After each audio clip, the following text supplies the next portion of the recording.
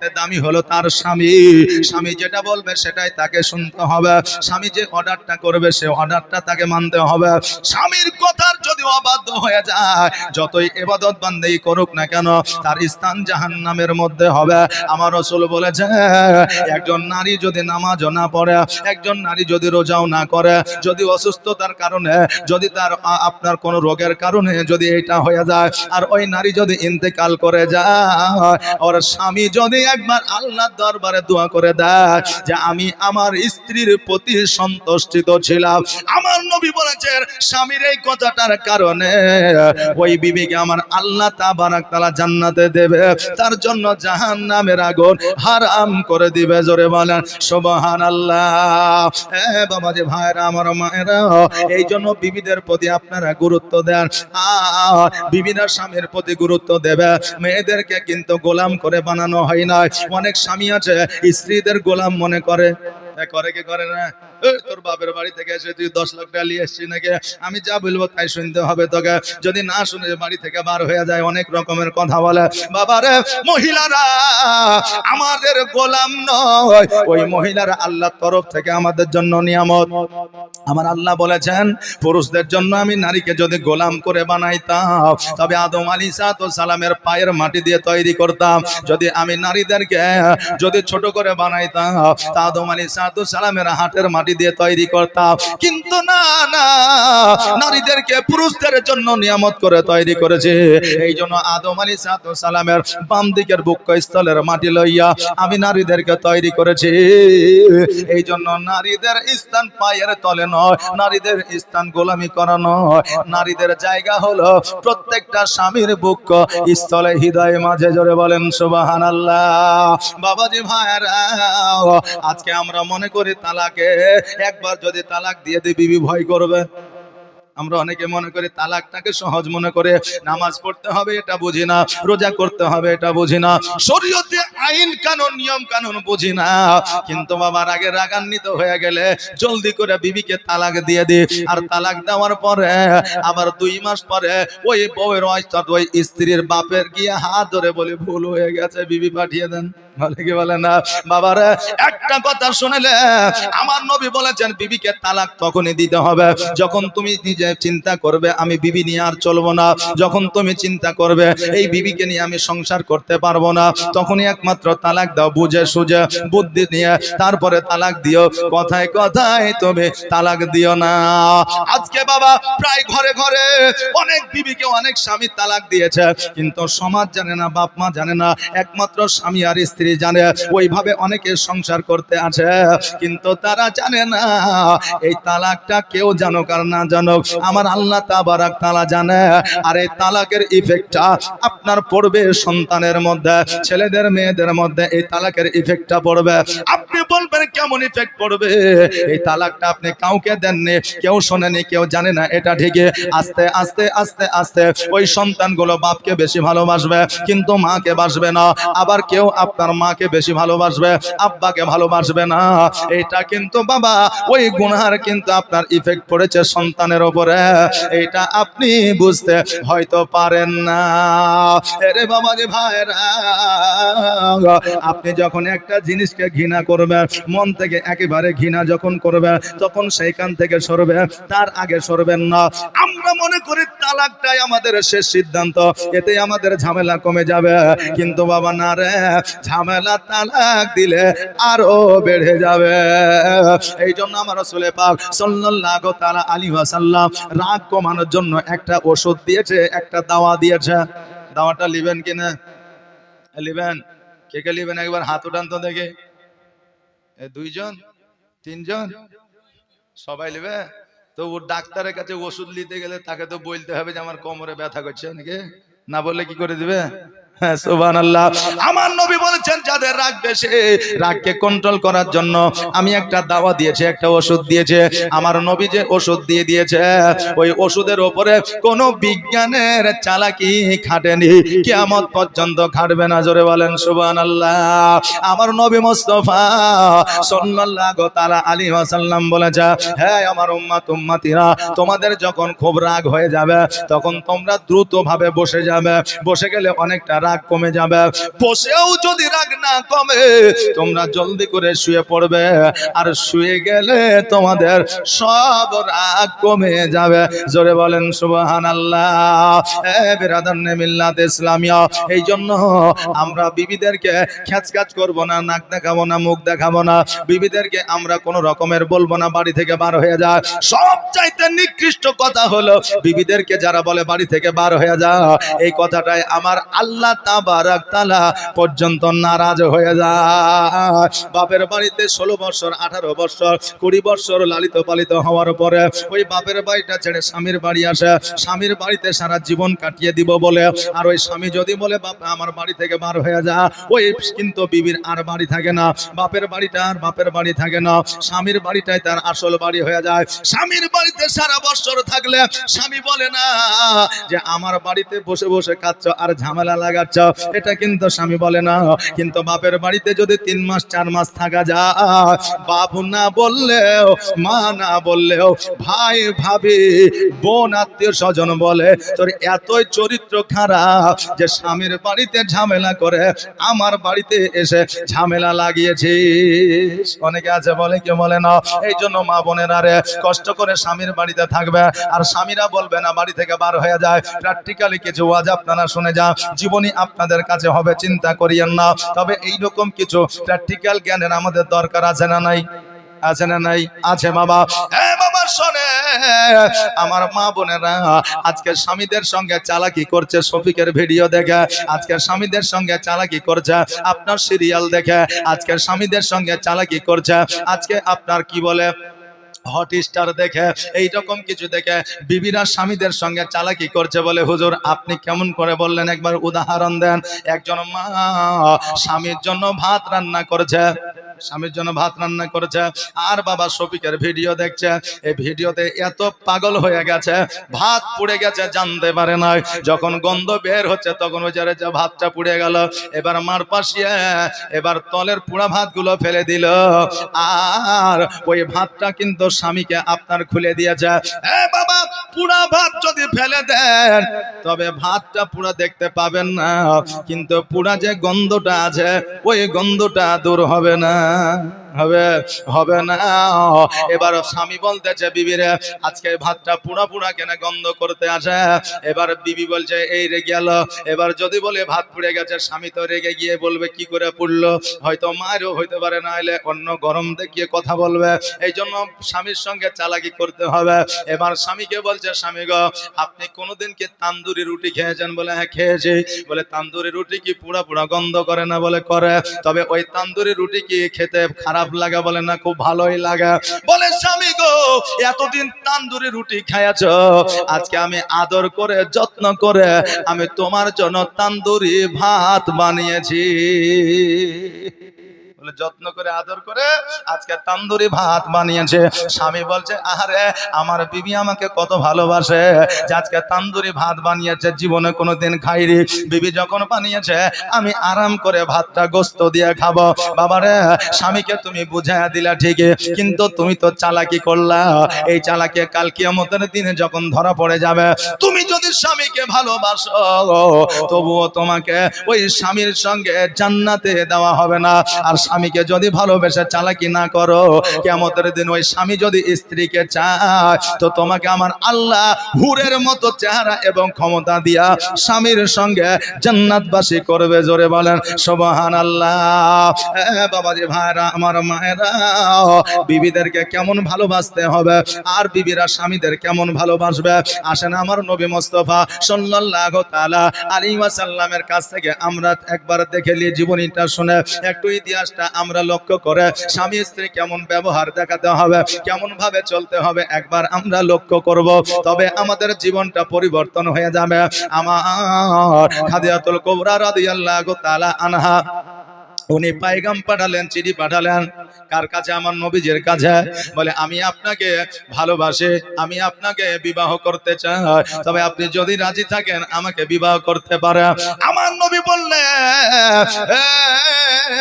খাদিজার সৈন্য, তুমি যাও যাও খাদিজাকে বলে দাও আমার অভিভাবক আমার চাচারা আছে, অতএব আমার চাচারা যদি বিয়ে দেয় আমি বিয়ে করব, যদি না দেয় আমি বিয়ে করতে পারবো না, কারণ তারা যেখানে বিয়ে দেবে আমি নবী সেইখানে বিয়ে করব। এই কথাটা খাদিজার কাছে পৌঁছে গেল। খাদিজাতুল কুবরা রাদিয়াল্লাহু তাআলা আনহা এবারে আমিরে হামজার কাছে খবরটা পাঠাইলো। আমিরে হামজা ভাইদেরকে নিয়ে আলোচনা করলো। এবার তারা রাজি হইয়া গেল, যেহেতু খাদিজার 4টা সম্পদ আছে, অতএব খাদিজার সঙ্গে বিবাহ দিলে আমার নবীজির অভাব অনটন দূর হয়ে যাবে। তারা একটা কারণে বিয়ে দিয়েছে, কিন্তু আমার নবীজির তো কোনো সম্পদের অভাব নাই, এটা তারা জানে না।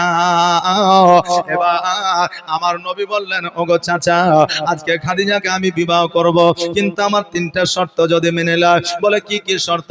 বলে 1 নম্বর শর্ত হলো তার যত জমি জায়গা আছে সব জমি জায়গা দান করে দিতে হবে। 2য় নম্বর শর্ত হলো আমি যে কাপড়টা দিব সে কাপড়টা তাকে পরিধান করতে হবে।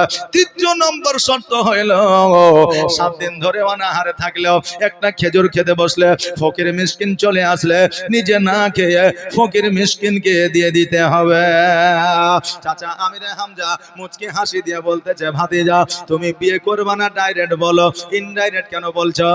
একজন রানী কোনোদিন সম্পদ সব দান করতে পারে না। একজন রানীর যার খাবারের অভাব নয় সে 7 দিন ক্ষুধার্ত থাকতে পারে না। যার কোনো চপ্পলের পোশাকের অভাব না, তোমার একটা পোশাকে সে জীবন যাপন করতে পারে না। আমার নবী বলে, চাচা আপনি শুধুমাত্র একবার গিয়ে বলে সে মানছে কিনা একবার দেখা। আমিরে হামজা কিন্তু ভয়ে আর গেল না। কয়েকদিন পরে খাদিজা যেন ডাক দিল, এবার বেরাদার, এবার আমিরে হামজা গেল। যাওয়ার পরে বলল, চাচা কি খবর, বিয়ে কি হবে না? বলে না না ভাতিজা রাজি হয় না। যখন এই কথা বলেছে খাদিজাতুল কুবরা রাদিয়াল্লাহু তাআলা আনহা অঝর নয়নে বাবা কান্না করতে আরম্ভ করেছে। আমিরে হামজা বলে, খাদিজা তুমি কান্না করিও না, কান্না করিও না, আমি তোমাকে বুঝায়া বলছে আমার নবী ডাইরেক্ট বলে নাই বিবাহ করব না, কিন্তু 3টা শর্ত দিয়েছে। বলে কি শর্ত বলো? বলে 1 নম্বর শর্ত তোমার সমস্ত সম্পদ দান করে দিতে হবে। 2য় নম্বর শর্ত হলো যে কাপড়টা দিবে সেটা পরিধান করে তোমাকে জীবন যাপন করতে হবে। 3য় নম্বর হলো 7 দিন অনাহারে থাকিও যদি একটা খেজুর খাইতে বসো ওই খেজুরটা কিন্তু তোমাকে ফকির মিসকিনকে দান করে দিতে হবে। খাদিজা বলছে, চাচা গো এই 3টা শর্ত দিয়েছে। বলে হ্যাঁ। বলে আর কি কোনো শর্ত আছে? বলে না। চাচা আজকে 3টা শর্ত তো দূরের কথা, আমার নবী যদি চাইতো আমার নিজের কলিজা পর্যন্ত বার করে দিতাম। জোরে বলেন সুবহানাল্লাহ। কি হলো মাইকের গো? দরুদ পড়েন আল্লাহুম্মা সাল্লি আলা মাওলানা মুহাম্মদ ওয়া আলা আলিহি মাওলানা মুহাম্মদ সাল্লাল্লাহু তাআলা আলাইহি ওয়াসাল্লাম। খাদিজা বলে, চাচা গো আজকে আমার নবী মুস্তাফা সাল্লাল্লাহু তাআলা আলাইহি ওয়াসাল্লাম এই 3টা শর্ত তো দূরের কথা, নবী যদি চাইতো আমি নির্দ্বিধায় আমার কলিজাটা বার করে দিতাম। চাচা যাও যাও তুমি আমার নবীকে জানায় দাও আমি এই 3টা শর্তে রাজি হয়ে গেছি। নবী গো তোমার মতো এত ভালো, তোমার মতো এত ভালো কেউ তো আমায় বাসে না, তাই তো নবী আমি তোমার দিবানা, তাই তো রাসূল আমি তোমার দিবানা। জোরে বলেন সুবহানাল্লাহ।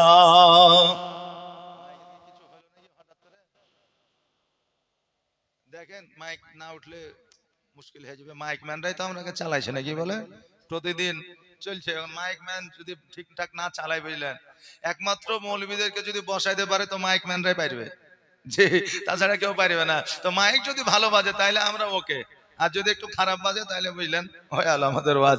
সুবহানাল্লাহ। একবার দরুদ শরীফ পড়েন আল্লাহুম্মা সাল্লি আলা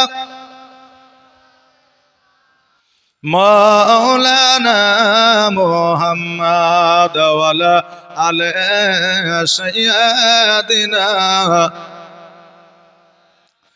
মুহাম্মদ নবী গো তোমার মতো এত ভালো, তোমার মতো এত ভালো কেউ তো আমায় বাসে না, তাই তো নবী আমি তোমার দিবানা, তাই তো রাসূল আমি তোমার দিবানা।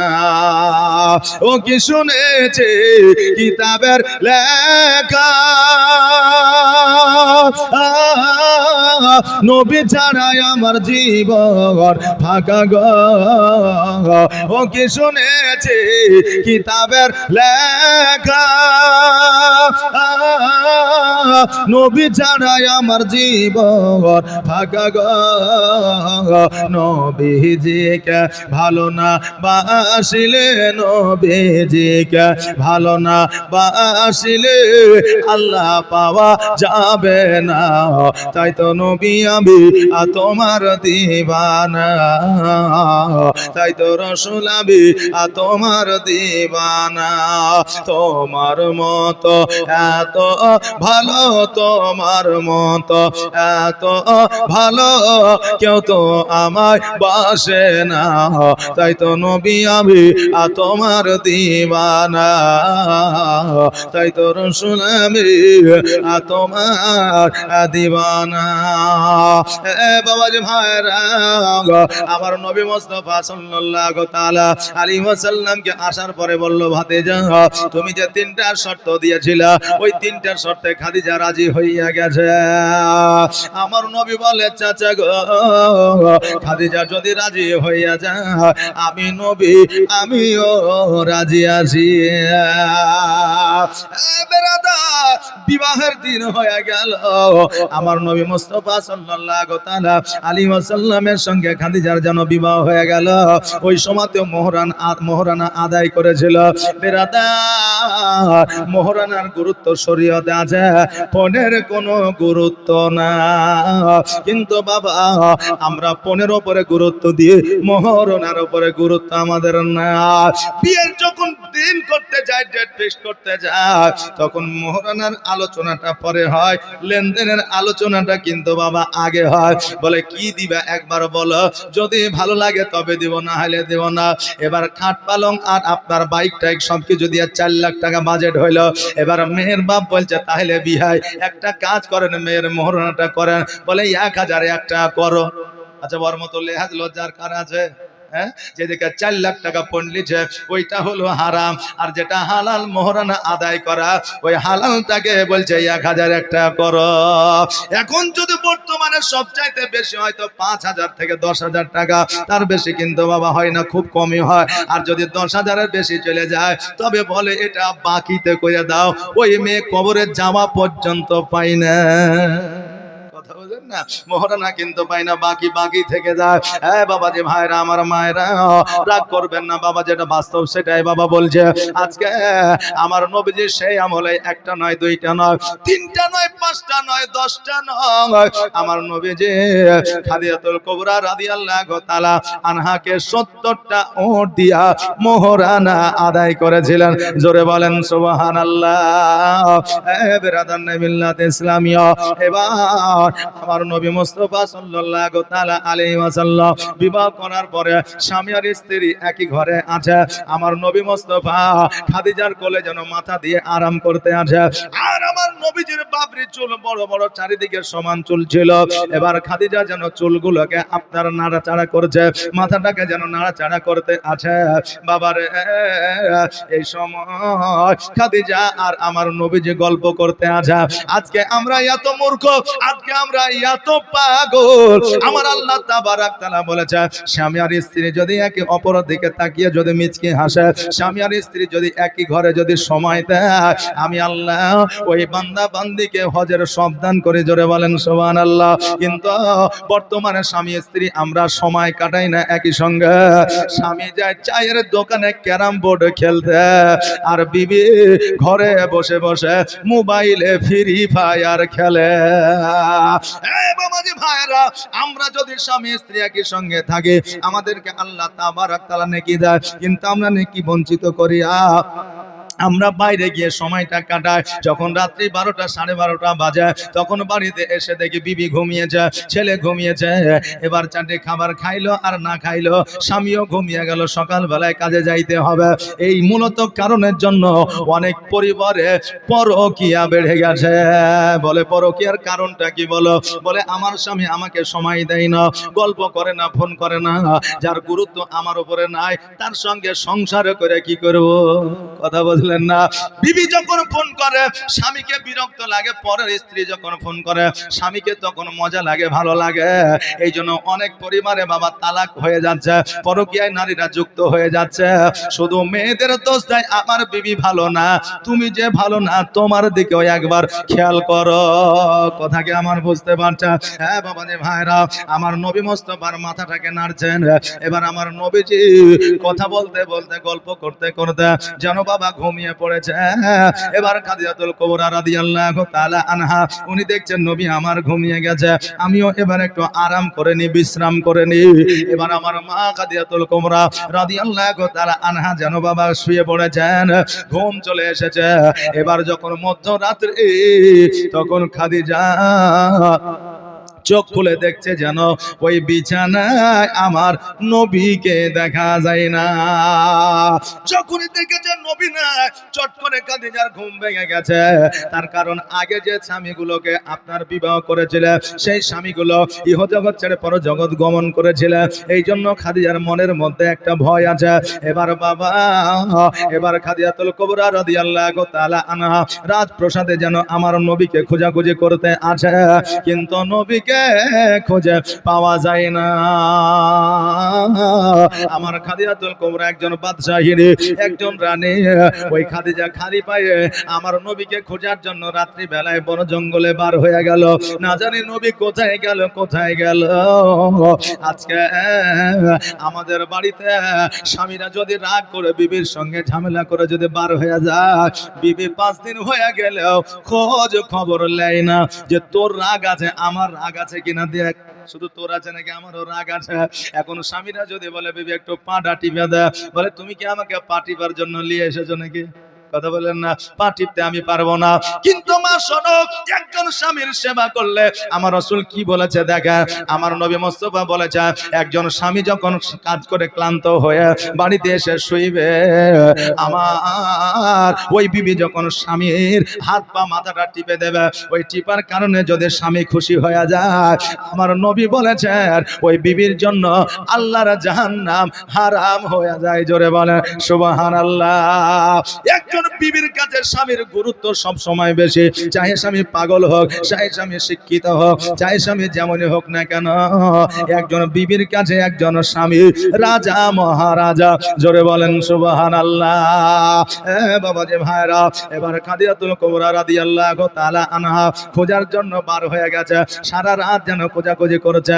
সকালবেলা শুভে সাদেকের সময় হালকা হালকা যেন সবকিছু দেখা যাচ্ছে, অন্ধকারটা কেটে গেছে। বাড়ি আসার পথে লক্ষ্য করে দেখতে যেন আমার নবীজি একটা পাহাড়ের উপরে সেজদায় পড়ে যেন কান্না করেছে। জোরে বলেন সুবহানাল্লাহ। আমার খাদিজা হামাগুড়ি দিয়ে পাহাড়ের উপরে উঠেছে। কারণ দেখবেন এখন পাহাড়গুলোকে আপনার টুরিস্ট করে দিয়েছে, পাহাড়ের উপরে ওঠার জন্য আপনার সিঁড়ি বানিয়ে দিয়েছে না দেয়নি, পাহাড়ের উপরে ওঠার মতো একটা রাস্তা করে দিয়েছে। কিন্তু তখনকার আমলে পাহাড়ে ওঠার জন্য কোনো সিঁড়ি ছিল না, কোনো আপনার পথ ছিল না, নিজের ক্ষমতায় নিজের দক্ষতায় পাহাড়ে উঠতে হতো। এবার খাদিজা হাঁটুর পা আপনার বলে কহিনার বলে হামাগুড়ি দিয়ে পাহাড়ে উঠেছে। আর পাহাড়ে উঠে যাওয়ার পরে নবীর কাছে যেমনই পৌঁছে গেছে, লক্ষ্য করে দেখছে যেন আমার নবীজি হাবলে উম্মতি উম্মতি বলে কেঁদে কেঁদে পাহাড়ের ওপরটা যেন ভিজায়া ফেলেছে। জোরে বলেন সুবহানাল্লাহ। বাবাজি ভাইরা, আজকে আমার নবী মুস্তাফা জগতের মধ্যে 63 বছর জীবন যাপন করেছেন। কত বছর বললাম? 63 বছর জীবন যাপন করেছেন আমার নবী মুস্তাফা। 570 খ্রিস্টাব্দে আপনার জন্মগ্রহণ করেছে আমার নবীজি। 63 বছর পৃথিবীতে চলাফেরা করেছে নবী আমার। সর্বদা সর্বদা সর্বক্ষণ কেঁদেছে, কিন্তু আমার নবী কেন কেঁদেছে আমরা কি জানি? আমার নবীর কান্না কেন এসেছে, চোখ দিয়ে অশ্রু কেন ঝরেছে আমরা কি জানি? নবী আমার কেঁদেছে শুধুমাত্র উম্মতির জন্য। বাপ মা ইন্তেকাল করেছে বলে বাপ মায়ের জন্য কাঁদে না, অভাব অনটনের জন্য কাঁদে না। আজকে কাফেরেরা পাথরের আঘাত করেছে বলে নবী কাঁদে না, নবী একমাত্র কেঁদেছেন এই উম্মতির জন্য। এখনো পর্যন্ত আপনার মদিনাতুল মুনাওয়ারায় আপনার বসে বসে কাঁদছে। কাল কিয়ামতের পর্যন্ত, কাল কিয়ামতের দিন যতক্ষণ পর্যন্ত আমার নবীজি উম্মতিকে জান্নাতে না নিয়ে যাবে, ততক্ষণ পর্যন্ত আমার নবী দুই চোখের পানি ফেলায়া কাঁদবে। জোরে বলেন সুবহানাল্লাহ। আজকে নবী উম্মতিকে এত ভালোবাসে, আর আজকে আমরা নবীর উম্মতি হইয়া নবীজিকে ভালোবাসতে পারলাম না। বাবারে, মৌখিক ভালোবাসা হয় না, অন্তরে যতক্ষণ পর্যন্ত ভালো না বাসতে পারবে। এবার আমার খাদিজাতুল কুবরা রাদিয়াল্লাহু তাআলা আনহা আমার নবীজির মাথার উপরে হাতটা দিয়েছে, চট করে নবীজির সিজদা থেকে মাথাটা উঠায় দিয়েছে। তাকে দেখছে যেন খাদিজা, চট করে আমার নবী বলছে, খাদিজা তুমি এই জায়গায় এসেছো কারণটা কি? আমার খাদিজা বলে, ইয়া রাসূলুল্লাহ, ইয়া হাবিবাল্লাহ, আমার বেয়াদবি আপনি আমাকে ক্ষমা করবেন। কারণ একজন স্বামী বিবির ঘরে মধ্যরাত্রিতে যখন না থাকে, একজন বিবির কেমন করে ঘুম আসতে পারে? নবী গো, আপনাকে যখন দেখলাম বিছানায় না, আমি খোঁজার জন্য বার হয়ে গেছে। আমার নবী বললেন, খাদিজা আজকে তোমাকে বলে দিলাম, আমি যেখানে যাই না কেন আমাকে খোঁজার জন্য জীবনে কোনোদিন বাড়ি থেকে বার হবে না, আমাকে খোঁজার জন্য বাড়ি থেকে কোনো জায়গায় যাবে না। আজকে আমি বলে দিলাম। খাদিজাকে ওই কথা সেই দিন বলে দিয়েছিলে, শেষ বয়স পর্যন্ত, মৃত্যুবরণ করা পর্যন্ত আমার খাদিজা আর কোনোদিন পাহাড়ে যাই নাই, জঙ্গলে যাই না, মরুভূমিতে যাই নাই আমার নবীকে খোঁজার জন্য। জোরে বলেন সুবহানাল্লাহ। বেরাদান মিল্লাত ইসলামিয়া, আমার খাদিজাতুল কুবরা রাদিয়াল্লাহু তাআলা আনহা উনি বললেন, ইয়া রাসূলুল্লাহ আর জীবনে কোনোদিন বাইরে আসবো না, আপনাকে খোঁজার জন্য কথা দিলাম। আমার নবী বললেন, তবে বাড়িতে যাও, আমি আসতে আছে। আমার নবীজি যখন এই কথা বললেন, খাদিজা দ্বন্দ্বায়মান হলে, দ্বন্দ্বায়মান মানে দাঁড়িয়ে যাওয়া। এবার যখন দাঁড়িয়ে গেলেন, খাদিজা যেন একটু উহ করে উঠেছে।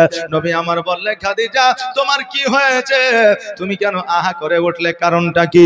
আমার খাদিজা বললেন, ইয়া রাসূলুল্লাহ আমি যখন পাহাড়ের উপরে উঠেছিলাম, আমার হাঁটু আর কহিনা ক্ষত বিক্ষত হয়ে গেছে, খাম হয়ে গেছে, ছোট ছোট পাথর কাকরে, এই জন্য ক্ষত বিক্ষত জায়গাগুলোতে একটু আঘাত পাইলাম, তার জন্য উহু করে উঠলাম।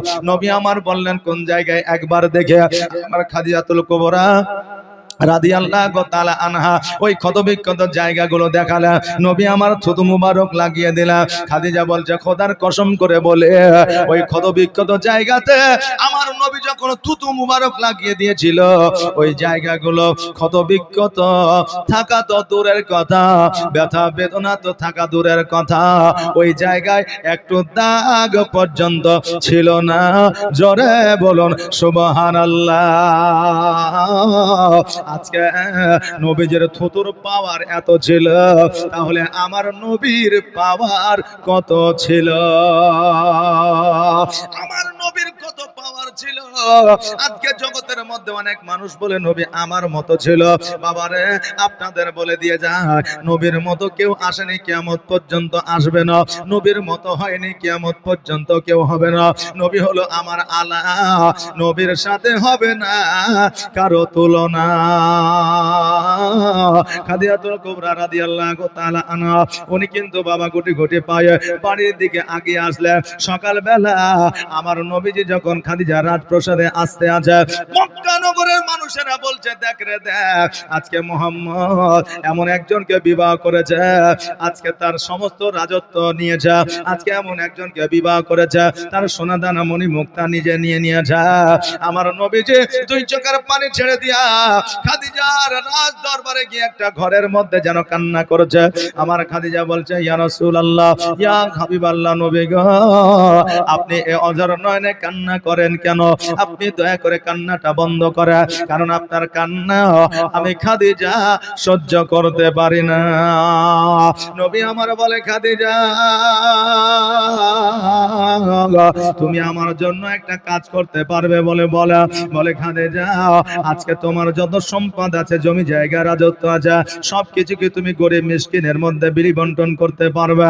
খাদিজা বলে, ইয়া রাসূলুল্লাহ, আমার রাজপ্রাসাদ, আমার জমি জায়গা, হীরামণি মুক্তা তো দূরের কথা, নবী গো আপনি যদি একবার বলে আমি নিজের চামড়া ছিলিয়া আপনার পায়ের তলে বিছায়া দিতে পারে, আমার নিজের শরীরের চামড়া ছিলিয়া আপনার পায়ের নিচে বিছায়া দিতে পারে, আজকে জমি জায়গা টাকা পয়সা তো দূরের কথা, আল্লাহর নবী, নূরের নবী গো আপনি নবী আমার আজীবনের জীবন, আল্লাহর নবী, নূরের নবী গো আপনি নবী আমার আজীবনের জীবন, আপনি আমার জীবন সাথী, অন্ধকার কবরের বাতি, আপনি আমার জীবন সাথী, অন্ধকার কবরের বাতি,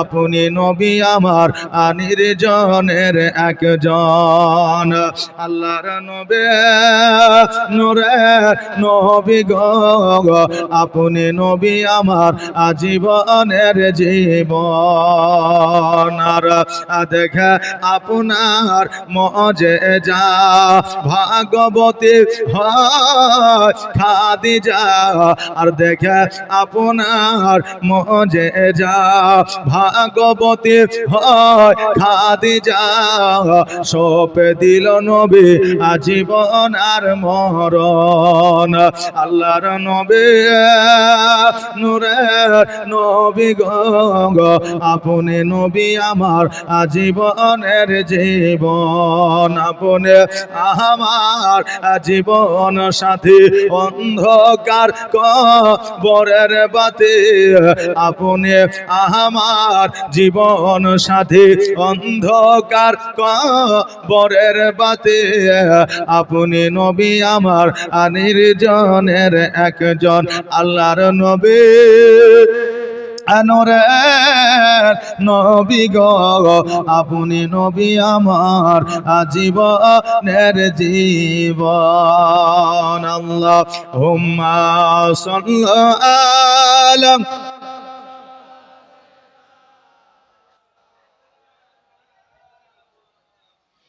ওয়ালা আলি সাইয়্যিদিনা মুহাম্মাদ। বাবাজি ভাইরা, আমার মায়েরা লক্ষ্য করে একবার শোনে, আমার খাদিজাতুল কুবরা রাদিয়াল্লাহু তাআলা আনহা সমস্ত সম্পদগুলো, টাকা পয়সা, হীরামণি মুক্তা, সব কিছু গরিব মিসকিন ইতিমের মধ্যে বিলি বন্টন করে দিলা, আর আমার নবীজি ওই খাদিজাকে সঙ্গে লইয়া একটা খেজুর পাতার ছাউনি করে খাদিজাকে নিয়ে যেন বসবাস করতে আরম্ভ করলেন। বাবাজি ভাইরা, স্বামী স্ত্রীতে যদি মহব্বত থাকে, ভালোবাসা থাকে, তবে গাছের তলাতেও সংসার করা যায়, আর যদি স্বামী স্ত্রীর মধ্যে মহব্বত না থাকে, রাজপ্রাসাদেও শান্তি পাওয়া যায় না। বর্তমানে ভালোবাসা অভাব যখন এসে দরওয়াজায় দাঁড়ায়, ভালোবাসা জানালা দিয়ে পালা। বর্তমানে ভালোবাসা এই রে বাবা। বেরাদার, আমার খাদিজাকে আমার নবীজি জিজ্ঞাসা করে, খাদিজা আজকে তোমার আব্বা জানের রাজপ্রাসাদে তুমি হয়তো সুখ করেছ, তুমি হয়তো সুখে থেকেছ, আজকে আমার জীর্ণ কুটিরে তুমি হয়তো সেই সুখ পাও না, তোমাকে আমি সুখ দিতে পারি না। আমার খাদিজা বললেন, ইয়া রাসূলুল্লাহ, আমাকে এইভাবে কষ্ট দেবেন না, দুঃখ দেবেন না নবী গো, আমার বাবা খাওয়াইলিদের সম্পদে রাজত্বে আমি সুখ পেয়েছি, এটা ঠিকই, কিন্তু নবী আপনার জীর্ণ কুটিরে যে শান্তি, ওই রাজপ্রাসাদের চাইতে কোটি কোটি গুণ বেশি বেশি শান্তি আমি খাদিজা পাচ্ছি। জোরে বলেন সুবহানাল্লাহ। নবী আমার বিবির কথা শুনে খুশি হয়ে গেলেন। এবার আমার নবীজি বলতে যে খাদিজা, আজকে আমার আর এই জীর্ণ কুটিরে তুমি যে শান্তি পাচ্ছ এটা আমাকে বলছো। আমি নবী আজকে জীর্ণ কুটিরে বসবাস করছি, এটা ঠিক, কিন্তু মনে হচ্ছে আল্লাহর জান্নাতে বসবাস করছে। জোরে বলেন সুবহানাল্লাহ। একটা বাড়িতে বিবি যদি সুচরিত্রের হয়, বিবি যদি স্বামীকে মানে, তবে বাবা ওই বাড়িটা একটা জান্নাতের টুকরা। আর বিবি যদি স্বামীর কথার অবাধ্য হয়, বিবি যদি দুশ্চরিত্রের হয়, তবে ওই বাড়িটা জাহান্নামের টুকরা। শান্তি পাওয়া যাবে না। বাবা যে ভাইরা একটু শুনলেন, আমার বিবি যে আমার খাদিজা যেমন নবীজির আপনার প্রশংসা করলেন, ওই রকম আমার নবীজি খাদিজার প্রশংসা করলেন। এইখান থেকে শিক্ষা পাওয়া যায়, বিবি যদি স্বামীকে যদি 10 দিন সেবা করে দেয়, যদি হাত পা মাথা টিপে দেয়, এখন বিবির যদি জ্বর জ্বালা হয়, প্রয়োজনে স্বামীকে একটু বিবির মাথা খানা টিপে দিতে হবে। আমি বললাম আগামী দিনে মা বোনদের বলবো, স্বামীরা বাড়ি গেলে আমার বলেন না মৌলানা বলেছে মাথা টিপে দাও, এই কথাটা যেন বলেন না। হ্যাঁ বাবা যে ভাইরা, স্বামী যদি ইচ্ছাকৃত ভাবে করে সেটা প্রযোজ্য, কিন্তু বিবির প্রেসারে যদি পড়ে যায় তার সব কিছু আপনার বেকার হয়ে যাবে। বেরাদার, বিবির প্রশংসা করা ভালো, কিন্তু খুব বেশি প্রশংসা করা যাবে না। আমার নবী বলেছেন, শোনো, বিবি যখন খাবার তৈরি করবে, ওই খাবারটা যদি নুনতা হয়, ওই খাবারটা যদি একটু খারাপও হয়, তবুও বিবিকে বলবে, বিবিরে খাবারটা খুব সুন্দর হয়েছে। বিবি যখন পোশাক পরবে, যখন কোনো শাড়ি পরবে, যখন কোনো জামা পরবে, ওই বিবিকে বলবে খুব সুন্দর দেখাইতেছে।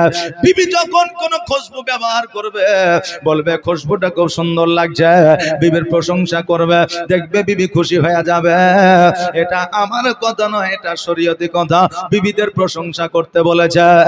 এই ওয়াজটা আমি এক জায়গায় করেছিলাম বাবা, যে বিবিদের খাবারের, বিবিদের পোশাকের, বিবিদের কথাবার্তার প্রশংসা করতে হবে, তবে বিবিরা খুশি হয়ে যাবে।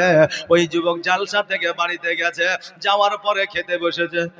আপনাদের দিকে হয় না? জি, এখানে মনে হয় খাবারের ব্যবস্থা আছে নাকি? নাই। বাড়ি এখান থেকে অনেকে গিয়ে বাড়িতে খাবে, খাবে না? অনেকে খাবে, খিদে লেগেছে। বেরাদার, ওই যুবক বাড়িতে গেছে, বাড়িতে যাওয়ার পরে খেতে বসেছে, বিবি খাবার দিয়েছে। আর খাবার খাওয়ার পরে এবার বিবিকে বলছে, বিবি রে, আজকে তোমার সবজিটা খুব সুন্দর হয়েছে, ভেরি নাইস, ভেরি বিউটিফুল। আজকে তোমার সবজিটাকে আমার মন প্রাণটা ভরে গেছে। বিবি মুখটাকে গোমরা করে বসে আছে। এখন স্বামী বলছে, হ্যাঁ রে, মৌলবি বললো বিবিদের প্রশংসা করলে বিবিরা খুশি হয়ে যায়, তোর মনটা কেন নারাজ হয়ে গেল, মুখটা কেন ভারী হয়ে গেল? এখন বিবি বলছে, ভারী হবে না, 11 বছর তোমার সঙ্গে সংসার করছি, একদিনও আমার তরকারির প্রশংসা করো না। আর যে সন্ধ্যা বেলায় বাড়ির পাশের ভাবি তরকারিটা দিয়ে গেছে, অমনি বলছো ভেরি নাইস, খুব সুন্দর হয়েছে। কথা বলবেন না? এই জন্য বাড়িতে যাবে, বিবিদের প্রশংসা আজকে থেকেই করবেন না, আস্তে আস্তে করবেন, বিবি যাতে ভুলে যায়। আর এখনই যায় যদি প্রশংসা করে, আপনার প্রশংসাটাকে অনীহা অবহেলা করবে। মৌলবি বলেছে তাই করছো, বলবে কি বলবে না বাবা? বেরাদার, এই জন্য মৌলবি প্রশংসা করতে বলে না। আমার নবী মুস্তাফা সাল্লাল্লাহু তাআলা আলাইহি ওয়াসাল্লাম প্রশংসা নিজেই করতে বলেছেন, যে প্রশংসা আমার নবীজি করতেন। আমার নবীজি খাদিজাকে ওই জিন্ন কুটিরে রাখিয়া ইসলামের প্রচার প্রসারে গিয়েছে। ইসলামের প্রচার করে যখন বাড়িতে আসছে, আসার পরে দেখতেছে খাদিজাতুল কুবরা রাদিয়াল্লাহু তাআলা আনহা যেন বাবা রান্না করতে আছে, রান্না কমপ্লিট হয় না। নবী আমার বলে, খাদিজা, আজকে রোদ্রের তাপে তুমি রান্না করতে আছো, এসে এসো, আমি তোমাকে সহযোগিতা করে। আমার খাদিজা বললেন, ইয়া রাসূলুল্লাহ, আপনিও খালি পায়ে গরম মরুভূমির উপরে, বালির উপরে ইসলামের প্রচার প্রসার করে আসলেন রোদ্রের তাপে, আপনি একটু আরাম করেন, আমি রান্নাটা কমপ্লিট করছি। নবী আমার বললেন, খাদিজা, আসো, তুমিও রোদ্রে আছো, আমিও রোদ্রে থেকে আসলাম, তুমি উনুনে জাল দাও, অর্থাৎ চুলায় জাল দাও, আমি নবী রান্নাটা করি। দুজনে একসঙ্গে রান্নাটা করলে এটা কিন্তু আমার নবীর সুন্নাত যারা স্বামী স্ত্রীতে রান্না করে। আজকে বর্তমানে মৌলবি যদি বিবির সঙ্গে বসে রান্না করে, সাধারণ মানুষ যদি দেখে বলবে মৌলবি বিবির গোলাম হয়েছে। না, মাস্টার যদি রান্না করে বিবির সাথে বলবে বিবির গোলাম হয়েছে, ডাক্তার যদি রান্না করে বলবে বিবির গোলাম হয়েছে। কিন্তু বাবারে, বিবির কাজে সহযোগিতা করা আমার নবীর সুন্নাত। তবে মারে কালকে সকালে বলে না চলো কাপড়টা খাইয়ে দাও, মৌলবি বলেছে। এই কথা যেন বলিও না, কারণ স্বামী যদি চায়, তার যদি মন চায় তবে হবে, তবে তুমি অর্ডার করলে হবে না। কারণ স্বামীকে বিবিরা অর্ডার করতে পারবে না, স্বামীরা বিবিদের অর্ডার করবে। বাবাজি ভাইরা, আমার মায়েরা, একটু কান দিয়ে শুনে যা। আমার নবী মুস্তাফা সাল্লাল্লাহু তাআলা আলাইহি ওয়াসাল্লাম খাদিজার সঙ্গে ঘর সংসার শুরু করলে। বাবারে, আমার নবী মুস্তাফা সাল্লাল্লাহু তাআলা আলাইহি ওয়াসাল্লামের সন্তান আদি হয়েছিল দুইটা পুত্র সন্তান, বাকি সব আপনার কন্যা ছিল। দুইটা সন্তান কিন্তু জগতের মধ্যে হায়াতে ছিলেন না। সর্বশেষ কন্যা হলো ফাতেমাতুজ জোহরা রাদিয়াল্লাহু তাআলা আনহা। ওনার যখন 13 বছর বয়স, তখন খাদিজাতুল কুবরা রাদিয়াল্লাহু তাআলা আনহা একদিন হঠাৎ করে অজ্ঞান হয়ে জমিনের মধ্যে পড়ে গেল। আমার ফাতেমা সঙ্গে সঙ্গে আমার নবীজির কাছে গেলেন। যাওয়ার পরে বলে, ইয়া রাসূলুল্লাহ, ইয়া হাবিবাল্লাহ, নবী গো, জলদি করে বাড়িতে চলেন। বাড়িতে আমার মা অজ্ঞান হয়ে জমিনের মধ্যে পড়ে যায়। নবী আমার ছুটতে ছুটতে আসিয়া লোটাতে পানি নইয়া আমার খাদিজার মুখমণ্ডলের উপরে ছোটালে। খাদিজার যেন আপনার জ্ঞানটা ফিরে আসলো। নবী আমার বলে, খাদিজা, আজকে তোমার শরীরে কোনো রোগ নাই, বালা নাই, জ্বর নাই, জ্বালা নাই, তবুও তুমি কেন অজ্ঞান হয়ে যাও? আমার খাদিজা বলে, ইয়া রাসূলুল্লাহ, ইয়া হাবিবাল্লাহ, নবী গো, আপনি আমাকে পুলসিরাতের কথা শুনিয়েছেন, আপনি আমাকে কবরের আযাব সম্পর্কে কথা শুনিয়েছেন।